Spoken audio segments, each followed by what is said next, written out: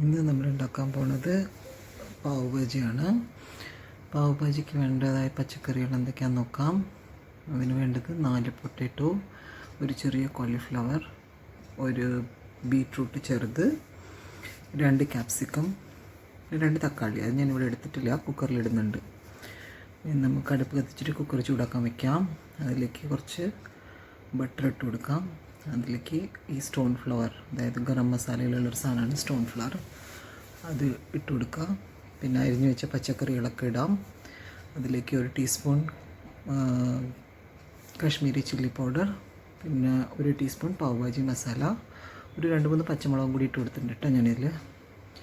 ഇതൊക്കെ കൂടി ഇട്ടിട്ട് നന്നായിട്ടൊന്ന് മിക്സ് ചെയ്യുക. ഉപ്പും ആവശ്യത്തിന് ഉപ്പിട്ട് കൊടുക്കണം. ഉപ്പിട്ട് കൊടുത്തിട്ട് പിന്നെ കുറച്ച് വെള്ളം ഒഴിക്കണം. വെള്ളം ഒഴിച്ചിട്ട് നന്നായിട്ട് മിക്സ് ചെയ്യുക. ഒരു 1-1.5 കപ്പ് വെള്ളം ഒഴിച്ചിട്ടുണ്ട് ഞാനിതിൽ.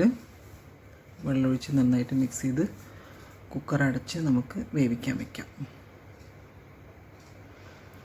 ഒരു 5 വിസിലെടുക്കണം. 5 വിസിലെടുക്കുമ്പോഴേക്കും പച്ചക്കറിയൊക്കെ നല്ല സോഫ്റ്റായിട്ടുണ്ടാവും. നമുക്ക് തുറന്ന് നോക്കാം. നന്നായി വെന്ത് വന്നിട്ടുണ്ട്, പച്ചക്കറിയൊക്കെ നന്നായി വെന്തിട്ടുണ്ട്. ഇനി അതൊന്ന് നന്നായിട്ട് മിക്സ് ചെയ്തിട്ട് ഉടച്ചെടുക്കണം. പച്ചക്കറി നല്ലതായിട്ട് മാഷർ വെച്ച് മാഷ് ചെയ്തെടുക്കണം. ഇത് നമ്മുടെ ലൂസ് കുട്ടിയാണ്. ഞാനിവിടെ പച്ചക്കറിയൊക്കെ മാഷ് ചെയ്തെടുക്കുകയാണ്. നല്ല പോലെ മാഷ് ചെയ്യുമ്പോൾ നല്ല ടേസ്റ്റ് ആയിരിക്കും. ബീട്രൂട്ട് ഇടുന്നത് നമ്മൾ കളറിന് വേണ്ടിയിട്ടാണ്. ഒരു ചെറിയ ബീട്രൂട്ട് ചേർത്താൽ മതിയാവും. ഇനി നമുക്ക് അതിന് വേണ്ട മസാല തയ്യാറാക്കാം. മസാലയ്ക്ക് ഞാനൊരു ഉരുളിയാണ് എടുത്തിട്ടുള്ളത് ഉണ്ടാക്കാൻ വേണ്ടിയിട്ട്. അതിലേക്ക് ബട്ടറും എണ്ണയും കൂടി മിക്സ് ചെയ്തിട്ട് ഒഴിച്ചു കൊടുത്തിട്ടുണ്ട്. അതിൽ ഉള്ളി അരിഞ്ഞത്, ഒരു 2 സവാള അരിഞ്ഞത്, ഒരു 3-4 പച്ചമുളക് ഒക്കെ കൂടി ഇട്ടിട്ട് ഒന്ന് പിങ്ക് ആവുമ്പോൾ അതിലേക്ക് ഒരു മസാല പേസ്റ്റ് ഇട്ടിട്ടുണ്ട്. പേസ്റ്റ് എന്ന് പറഞ്ഞാൽ അതുണ്ടാക്കിയത് ഞാൻ എങ്ങനെയാ വെച്ചാൽ, കുറച്ച് കാശ്മീരി ചില്ലി, ഹോൾ ചില്ലി ഇല്ലേ, അത് കുതിർത്ത് വെച്ചിട്ട് അതും കുറച്ച് വെളുത്തുള്ളിയും ഒരു ചെറിയൊരു കഷ്ണം ഇഞ്ചിയും കൂടി അരച്ചിട്ട് അതാണ് ഇട്ടിട്ട് വഴറ്റിയിട്ടുള്ളത്. അത് നന്നായിട്ടിട്ടിട്ട് വഴറ്റി, അതിൽ വഴറ്റിയിട്ട് ഒന്ന് എണ്ണ തെളിഞ്ഞ് വരുമ്പോൾ നമുക്ക് തക്കാളി ചേർത്ത് കൊടുക്കാം.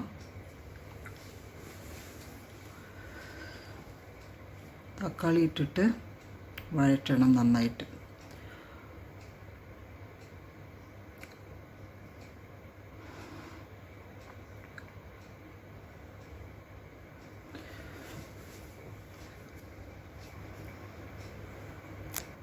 തക്കാളി, ഉള്ളിയും മസാലയും ഒക്കെ കൂടിയിട്ട് നന്നായിട്ട് വഴന്ന് വരുമ്പോൾ നമുക്ക് കുറച്ച് കസൂരി മെത്തി ക്രഷ് ചെയ്തത് ഇട്ട് കൊടുക്കാം. നല്ല ഫ്ലേവർ ഉണ്ടാവും കറിക്ക് കസൂരി മെത്തി ഇട്ടുമ്പോൾ. പിന്നെ അതിൻ്റെ ഒപ്പം തന്നെ നമുക്ക് മസാലയ്ക്ക് പച്ചക്കറിയിൽ ഇട്ടിട്ടുണ്ട് നമ്മൾ, എന്നാലും ഇനി കുറച്ചും കൂടി നമ്മൾ ഒരു 2 ടീസ്പൂൺ കാശ്മീരി ചില്ലി പൗഡർ. പിന്നെ എരിവ് അധികം ഉണ്ടാവില്ല, കാരണം നമ്മൾ എരിവിന് പച്ചമുളക് മാത്രമേ ഇടുന്നുള്ളൂ. ഇത് കളറിന് വേണ്ടിയിട്ടാണ് നമ്മളിടുന്നത്. അപ്പോൾ ഒരുപാട് എരിവൊന്നും ഉണ്ടാവില്ല കറിക്ക്. 2 ടീസ്പൂൺ കാശ്മീരി ചില്ലി പൗഡർ ഇട്ടിട്ടുണ്ട്.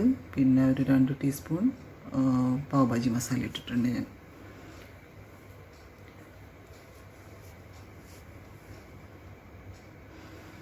അതും കൂടി ഇട്ടിട്ട് നന്നായിട്ട് മിക്സ് ചെയ്ത് കൊടുക്കുക.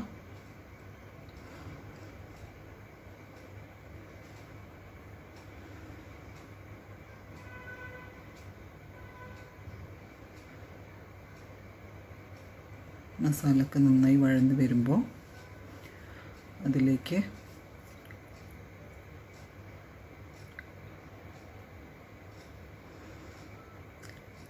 നമുക്ക് കുറച്ച് ഗ്രീൻ പീസ് ചേർത്ത് കൊടുക്കാം. ഇവിടെ ഞാൻ യൂസ് ചെയ്തിട്ടുള്ള ഫ്രോസൺ ഗ്രീൻ പീസാണ്.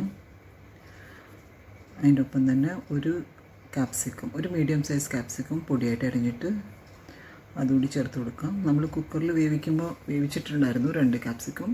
ഇത് അരിഞ്ഞിടും, വഴറ്റെണ്ണയിലും കൂടി നമ്മൾ അരിഞ്ഞിടുകയാണ്. അപ്പോൾ കുറച്ചുകൂടി നല്ല ഫ്ലേവർ, ഒരു ക്രഞ്ചും ഫ്ലേവറും ഉണ്ടാവും.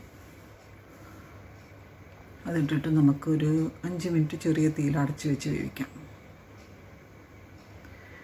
ഇനി അത് തുറന്നിട്ട് ഒന്ന് മാഷ് ചെയ്ത് കൊടുക്കണം. ആ ഗ്രീൻ പീസും ക്യാപ്സിക്കം ഒക്കെ കൂടി ഒന്ന് ഉടഞ്ഞ് വരാൻ വേണ്ടിയിട്ട്. എന്നിട്ട് നമ്മൾ മാഷ് ചെയ്ത് വെച്ചിട്ടുള്ള പച്ചക്കറി, കുക്കറിൽ വേവിച്ച പച്ചക്കറി അതിൽ ഇട്ട് കൊടുക്കുക.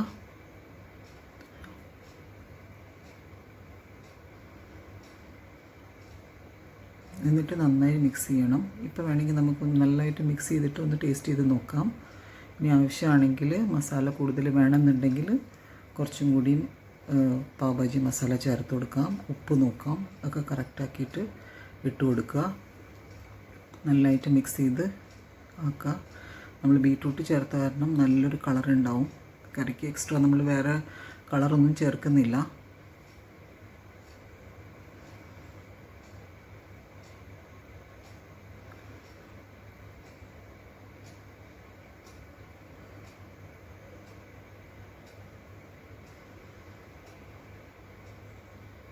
അങ്ങനെ നന്നായിട്ട് മിക്സ് ചെയ്ത് കൊടുത്തിട്ടുണ്ട്. ഇനി അതിലേക്ക് കുറച്ച് മല്ലിയില ചേർത്ത് കൊടുക്കുകയാണ്. മല്ലിയിലയും കൂടി ചേർത്തിട്ട് ഒന്നുകൂടി ഒന്ന് നന്നായി മിക്സ് ചെയ്ത് ഒരു 5 മിനിറ്റ് നേരം സിമ്മിലിട്ടിട്ട് ഇടയ്ക്കിടയ്ക്ക് ഇളക്കി കൊടുത്തുകൊണ്ട് മിക്സ് ചെയ്ത് വെക്കണം. ആ മസാലയും പച്ചക്കറിയൊക്കെ കൂടി മിക്സ് ആവാൻ വേണ്ടിയിട്ടാണത്. ഇനി നമുക്ക് പാവ് ചൂടാക്കിയെടുക്കാം.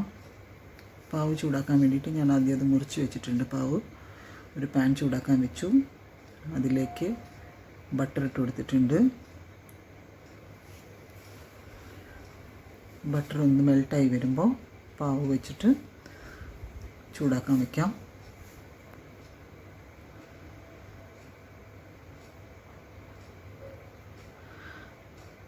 ഒന്നുകൂടി നമുക്കത് സ്ട്രീറ്റ് സ്റ്റൈലാക്കാൻ വേണ്ടിയിട്ട് ഭാജി ഉണ്ടാക്കി വെച്ച് ഭാജിയില്ലേ നമ്മുടെ, അതിൽ നിന്ന് കുറച്ചെടുത്തിട്ട് ആ പാനിലേക്ക് ഇടാം. അതിലേക്ക് കുറച്ച് ബട്ടർ ഇട്ട് കൊടുക്കുക.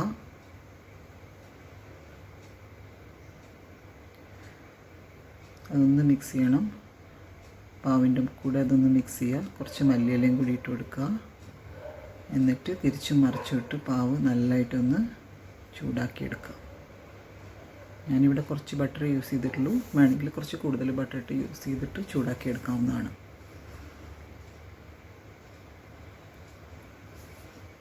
അങ്ങനെ നമ്മുടെ പാവ് റെഡി ആയിട്ടുണ്ട്.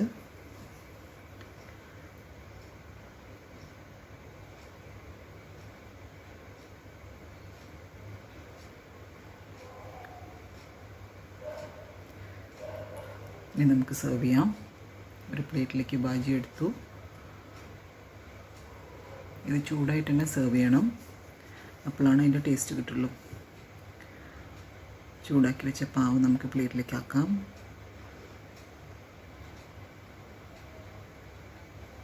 ഞാൻ ഭാജീൻ്റെ മുകളിലേക്ക് കുറച്ച് മല്ലിയില അരിഞ്ഞതും ഒരു കഷ്ണം ബട്ടറും കൂടി ഇട്ടിട്ട് സെർവ് ചെയ്യാം.